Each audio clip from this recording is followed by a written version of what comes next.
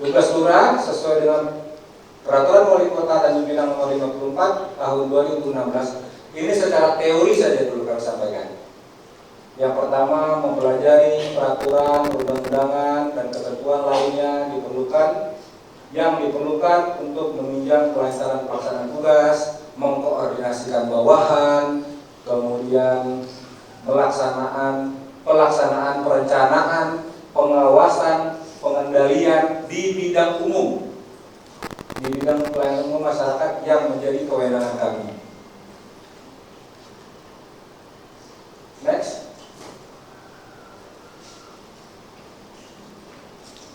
Mengkoordinasikan pelaksanaan, perencanaan, pengawasan, pengendalian bidang sarana dan prasarana fasilitas umum di wilayah. Apapun fasilitas umum yang ada di wilayah Kelurahan Kampung Baru, kalau kami mengutip bahasa almarhum Pak Sani, gubernur kita terdahulu, seorang lurah dan camat, daun jatuh dari pohonnya, itu dia harus tahu. Sama dengan kepala desa ya, kalau di kabupaten ada desa, sama ya. Nah, itu. Kemudian membina, mengawasi pelaksanaan tugas pemerintahan di wilayah kerjanya. Seluruh OPD dinas-dinas yang ada di Kota Tanjung Pinang dan provinsi yang mempunyai kegiatan di wilayah Kelurahan Kampung Baru dalam hal ini, itu menjadi pengawasan, dan kami sebagai pihak yang mengkoordinasikan antara pimpinan, masyarakat, RT dan RW untuk pelaksanaan.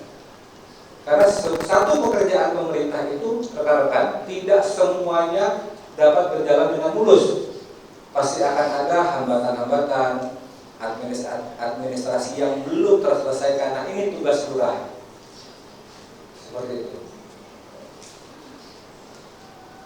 Kemudian kalau yang I sama J itu sudah saya sebutkan tadi.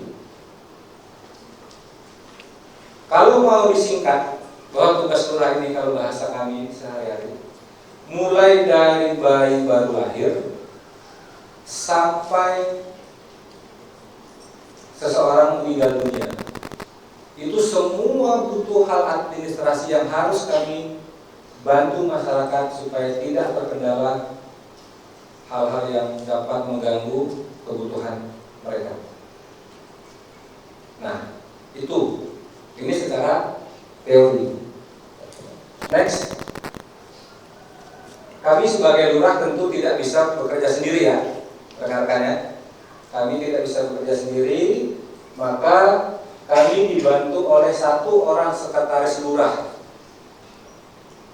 yang mengkoordinasikan terhadap kepegawaian dan keuangan. Kemudian sekretaris lurah, sekretaris lurah, kemudian kami ada 3 kepala seksi. Seksi pelayanan, seksi pemerintahan, kemudian seksi pembangunan. Yang 3 seksi ini mempunyai tugas fungsi masing-masing. Berbicara terkait masalah kesehatan masyarakat, surat nikah. Nah, kalau rekan-rekan nanti mau nikah, itu pasti akan datang ke kelurahan dan berjumpa dengan kasih pelayanan untuk mengurus dokumen yang namanya N1. Oke, ini baru nikah ya. Ini baru nikah nih. Nah, kemudian nikah itu ada urusannya dengan KUA di wilayah masing-masing. Kebutuhan administrasinya apa? Surat pengantar dari lurah. Oke. Nikahlah pasangan sejoli ini.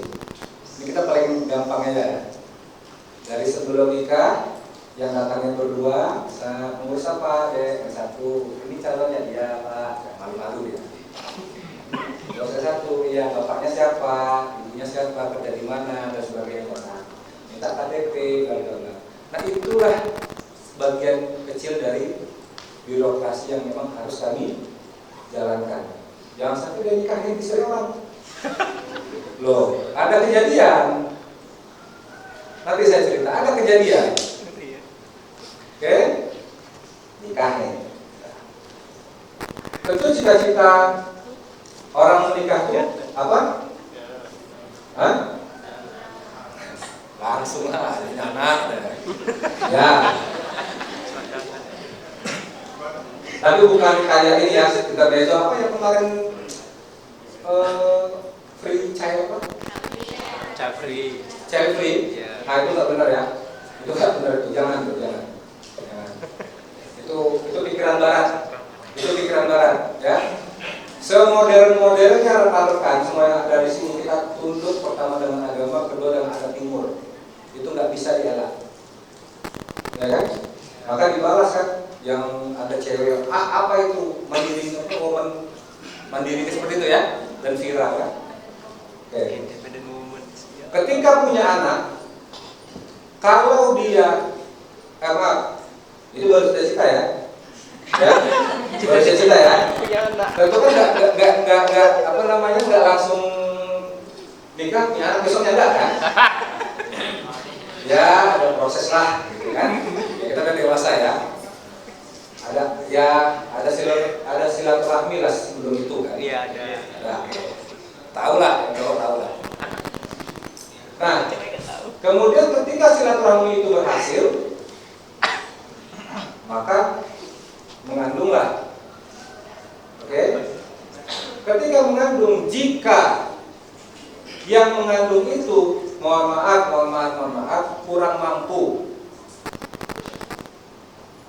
maka itu menjadi tanggung jawab pemerintah untuk membantu melalui pertama BPJS. Ini birokrasi ya? Iya. BPJS. Yang kedua, kita ada layanan posyandu, ya kan? Dokter Devri kan agak lumayan, gitu. Tapi dokter Devri pun sangat bagus ya. Tapi bagaimana yang tidak betul-betul tidak mampu? Nah maka di posyandu inilah layanan-layanan itu kita maksimalkan, mulai dari pengobatan dan sebagainya. Maka secara kolektif yang kurang mampu dimasukkan ke dalam namanya DTKS. Tahu DTKS? Apa? Satu. DTKS apa?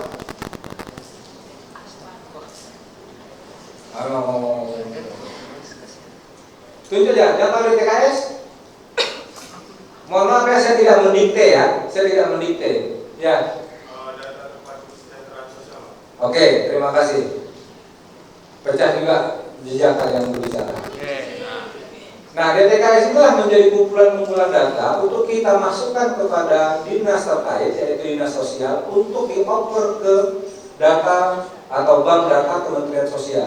Maka turunlah data itu nanti, ada bantuan yang namanya PKH, ada yang namanya BPNT. Tahu BPNT? Pasti pernah dengar ya? PKH, BPNT, Kartu Indonesia Sehat, dan sebagainya. Nah inilah bentuk-bentuk birokrasi yang memang kadang-kadang saya mendengar menjengkelkan ya. Harus ngurus KTP, ngurus ini, ngurus apa, segala macam. Tapi itu semua rekan-rekan untuk pengamatan hukum kalian atau kita semua sebagai warga negara yang bukan kosong. Apakah saya menjamin misalnya Mas siapa? Anugrah. Apakah saya menjamin Mas Anugrah ini ternyata warga Singapura?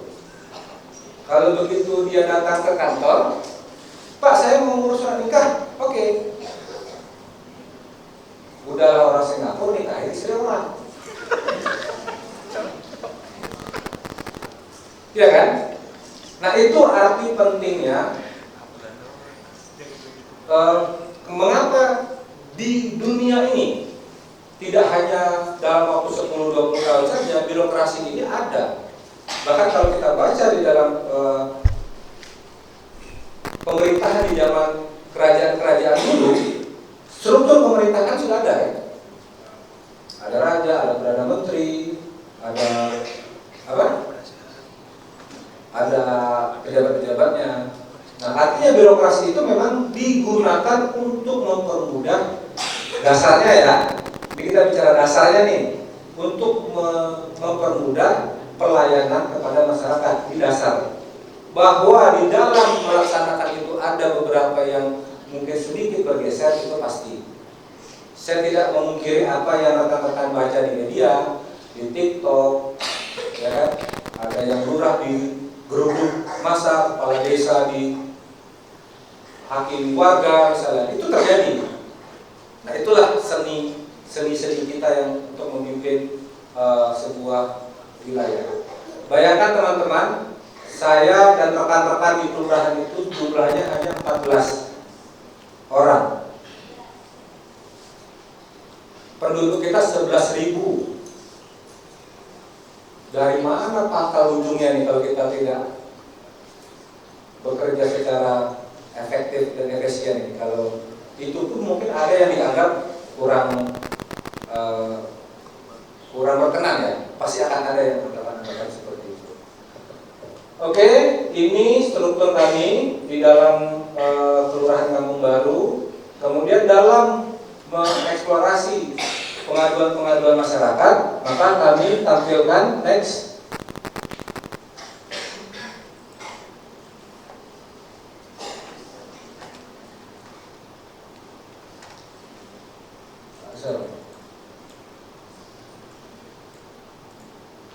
Oke. Flyer ini pertama kita tempel di tempat-tempat keramaian di wilayah Kelurahan Kampung Baru. Kemudian kita share melalui WA grup RT dan RW, di mana yang dijelaskan di dalam video tadi, kami punya RT dan RW jumlah totalnya 40. Kemudian dari RT dan RW ini disebarlah ke WA grup, maka ada barcode.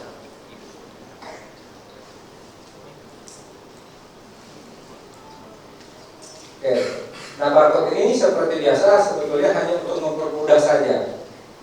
Karena nanti ada barcode, kemudian di situ ada semacam Google Form untuk diisi. Bahkan pengaduan ya macam-macam lah. Mulai dari urusan rumah tangga sampai masalah administrasi. Dan itu yang akan kita tampung. Kemudian kita selesaikan dengan secepat-cepatnya. Selagi itu masuk di dalam persyaratan yang kami tentukan dan lengkap.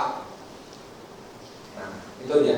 Kadang-kadang ada juga yang kita sebagai masyarakat maunya cepat, tapi tidak memenuhi kewajiban kita ya.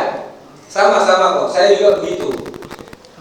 Kalau mau dihitung-hitung ini, saya ini maunya ya kaya raya, kerjanya nggak ada, mati masuk surga. Mau kali Pak? Iya kan? Di surga dapat 7 bidadari kan? Yes. Itu jangan di ini, takut orang rumah dengar. Itu manusiawinya kita. Tapi apakah itu perjalanan hidup kita? Oh enggak. Aturan lapangan enggak begitu rekan-rekan. Semua yang kawan-kawan baca di buku, literasi yang kawan-kawan buku, yang kawan-kawan baca, tidak semuanya berbanding lurus dengan apa yang rekan-rekan baca. Makanya teman-teman, bicara literasi itu bukan bicara soal seberapa banyak yang kita baca, tapi kita paham atau tidak yang kita baca itu. Kan seperti itu. Kebetulan alhamdulillah saya ya hobilah membaca. Tidak semua apa yang kita baca itu sama yang ada di lapangan. Nah, seperti itu. Makanya perlu baca novel itu. Nah, kalau yang anak-anak lapangan di sini, ada yang anak BEM, ada yang anak BEM, atau organisasi apalah, mau BEM, mau KNPI, ada organisasi luar. Saran saya, ini hanya saran, baca novel.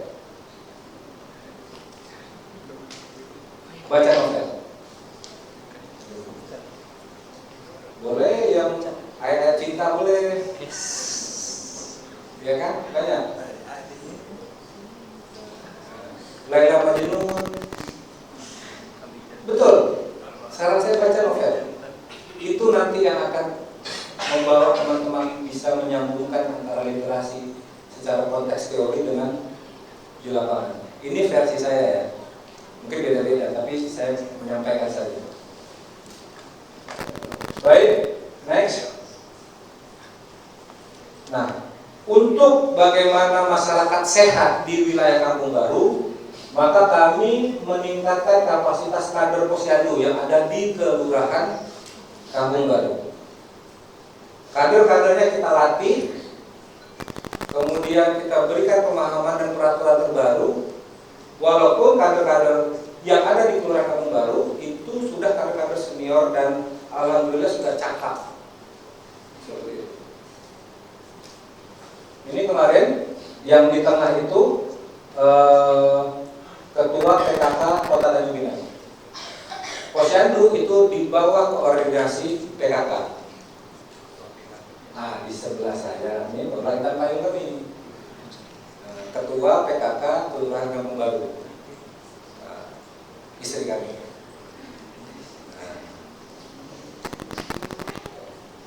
Itu ada dari dinas kesehatan, ada kepala puskesmas, ada dokter. Oke. Nah, hasil dari penguatan kapasitas ini rekan-rekan, kalau kita bicara satu isu saja, yaitu pernah mendengar isu stunting? Pasti ya, karena itu stunting itu memang harus benar-benar kita upayakan meminimalisir. Apalagi yang rekan-rekan putri ini sebelum menikah itu pastikan badannya sehat, lingkar lengannya bagus, darahnya cukup. Jadi ternyata teman-teman, nikah pun secara internal juga butuh birokrasi. Nikah juga jangan berdasarkan hanya cinta saja. Iya. Gitu. Baik kesehatan mental maupun fisik itu harus benar-benar dijaga. Karena ini kita berkaitan apa? Akan ada kehidupan setelah kehidupan baru hasil pernikahan itu. Jadi teman-teman juga terutama yang cowok itu harus jaga-jaga juga. Duit silahkan banyak, muka silahkan ganteng, tapi kalau hidup hancur-hancuran ya sama aja. Karena akan melahirkan generasi yang juga tidak baik. Dosa kan? Dosa kan? Oke. Alhamdulillah setelah kita berkoordinasi, next. Nah, kami Kelurahan Kampung Baru mendapatkan penghargaan Kelurahan Bebas Stunting. Nah ini, kami alhamdulillah hari ini untuk anak stunting di bawah 2 tahun, Kelurahan Kampung Baru 0. Alhamdulillah. Kerja lurah sendiri? Enggak. Itulah birokrasi manajemen yang kami gunakan untuk membantu rekan-rekan posyandu memanfaatkan ilmu mereka, membantu pengetahuan mereka seperti itu. Kemudian untuk selalu bagaimana menekan angka stunting jangan sampai muncul lagi di Kelurahan Kampung Baru, maka melalui program Camat Tanjung Pinang Barat, yaitu kita ada namanya Sedulur. Program Sedulur, sedekah telur. Nah, next. Oke. Yang kita berikan adalah anak-anak yang beresiko stunting. Nah, ini beresiko stunting anak ini yang digendong. Kalau lihat fisiknya ya kita cukup prihatin. Jadi upaya-upaya, segala upaya kita lakukan, salah satunya ini.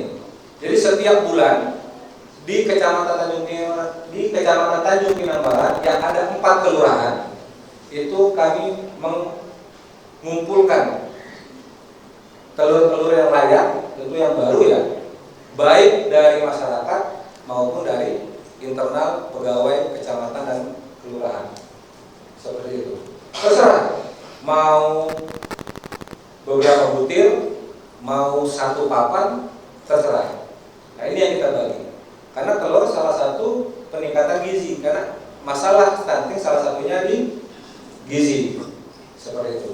Hanya itu yang saya tahu karena saya bukan dokter. Nah, seperti itu. Oke. Oke. Tadi siapa yang bilang hanya di balik meja?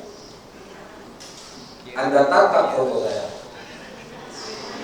S. Oke. Ini bukan di balik meja, di belakang truk. Di belakang truk ya. Iya kan? Iya. Andai kata ini kejadiannya ratusan tahun yang lalu, mungkin bukan pemerintahan meja. Apa pemerintahan belakang truk apa gitu bahasa Yunani-nya? Ini. Kami ini menindaklanjuti laporan masyarakat yang itu ada keren, itu ada pohon tumbang, kemudian mengenai gapura dan lambang Melayu itu yang bentuk X itu jatuh, dan kalau itu ketimpa warga paling ringan koma itu. Paling ringan koma karena udah yang tajamnya di bawah. Nah kemudian kami atas laporan dari warga, coba seandainya kalau saya menerapkan benar, halo Pak Lurah, ada laporan ini sudah bahaya. Oh silakan Ibu datang ke kantor dan isi formulir. Pak Lurah ini udah mau jatuh nih, Ibu tanda tangan dulu.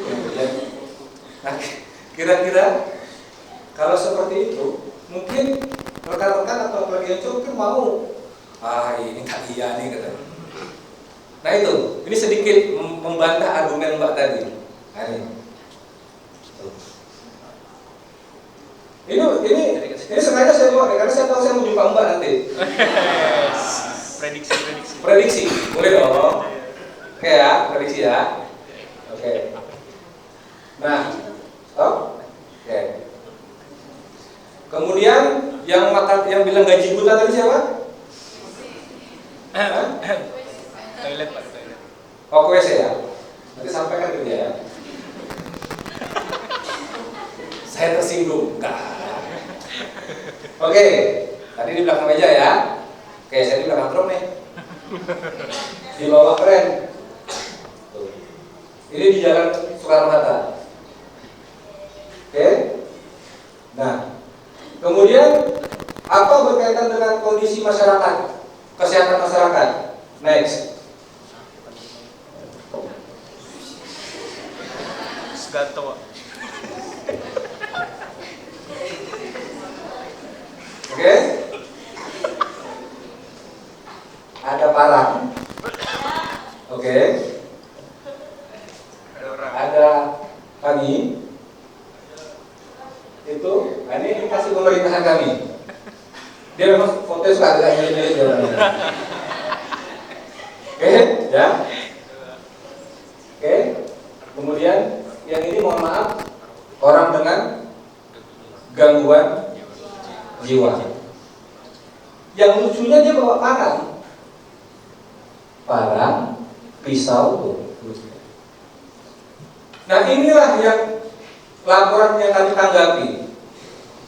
Ketika ditelepon Pak RT, Pak Lurah, kami nggak menyebut nama ya, si A ngamuk-ngamuk nih, hidup ini. Andai kata lah saya pakai bahasa tadi, silakan Bapak datang ke kantor. Saya tunggu, ada formulir yang harus Bapak isi. Silakan, kira-kira bagaimana. Karena kejadian ini mohon maaf teman-teman, begitu kami sampai di lapangan, ada 2 kucing udah belah. Dan dia sambil benteng minum darah. Kami bilang ini macam belas segar dia minum. Macam belas segar. Nah, kemudian kami datang, kami berusaha untuk memeluk dia. Kira-kira ada nggak kemungkinan pisau tengah itu bersilaturahmi ke usus saya? Ada. Hah, katanya. Ada kan? Assalamualaikum. Nah, ini yang dialami oleh kami yang ada di kelurahan, bukan hanya di Kampung Baru ya, tapi dalam konteks ini wilayah keluarga kami. Maka setelah kita berunding, yang tengah itu adalah bapak beliau, kemudian yang pakai peci itu, yang kayak orang Timur Tengah itu Pak RW kami. Alhamdulillah dia membantu. Kemudian kita rundinglah dengan keluarga. Maka hari ini pasca kejadian dia dibawa ke rumah sakit di Uban. Kemudian selama 14 hari dibantu perawatannya. Kemudian hari ini next. Nah, udah ganteng kan dia tuh? Yang mana, Pak? Nah, yang tengah. Pakai jaket. AI. Oke? Nah, zoom. Tuh. Udah ganteng ya kan? Nah. Pakai topi. Program. Nih. Dan alhamdulillah hari ini beliau sudah dirawat dan diantar dibantu oleh Dinas Sosial Kota Tanjung Pinang. Sekarang dirawat di Yayasan Al-Fatih yang ada di Batam untuk perawatan. Oke, next.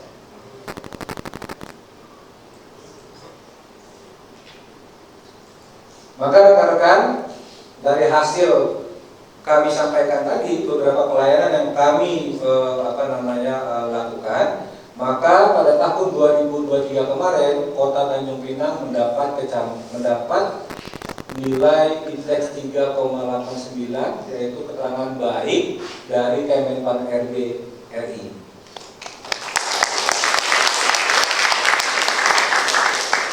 Tapi secara kolektif ini adalah kerja bersama ya, bukan hanya lurah Kampung Baru saja, tapi semua lurah yang ada di Kecamatan Tanjung Pinang Barat bersama Pak Camat. Baik, terima kasih sekali lagi kepada rekan-rekan.